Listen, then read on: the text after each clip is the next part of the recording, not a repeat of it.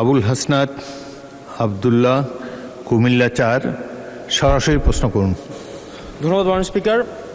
মাননীয় স্পিকার, মাননীয় অর্থমন্ত্রীর কাছে আমার প্রশ্ন হচ্ছে, ইসলামী ব্যাংক বাংলাদেশ লিমিটেড টোটাল 92,115 কোটি টাকা ঋণের ধারক এবং এই 92,115 কোটি টাকার মধ্যে এস আলম গ্রুপ একাই 80,000 কোটি টাকা হচ্ছে ঋণ খেলাপি।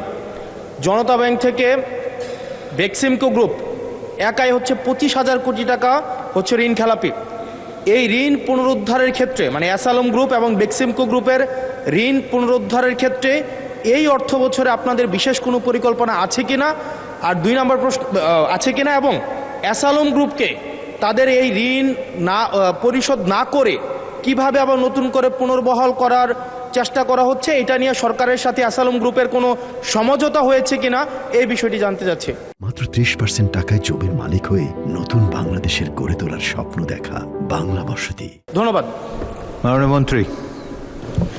মাননীয় স্পিকার, বিএনপির রাজনীতি অর্থনৈতিক কার্যক্রমের মধ্যে কারোর সাথে কোনো সমঝোতা করার কোনো সুযোগ নাই, এবং বিগত দিনে আমি আপনাদের একটু পরিষ্কারভাবে বলতে চাই, বিএনপি যতবারই সরকারে এসেছে ফাইন্যান্সিয়াল ডিসিপ্লিন নিয়ে কোনো প্রশ্ন আসে নাই, macro strategy, macro economic stability নিয়ে কোনো প্রশ্ন উঠে নাই, শেয়ার বাজার লুটপাট নিয়ে কোনো প্রশ্ন উঠে নাই।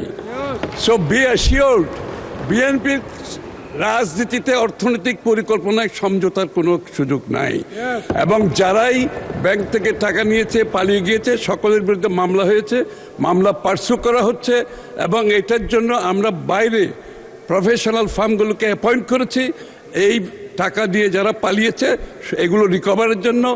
একদিকে G2G গভর্নমেন্ট কাজ চলছে, অন্যদিকে রিকভারি যে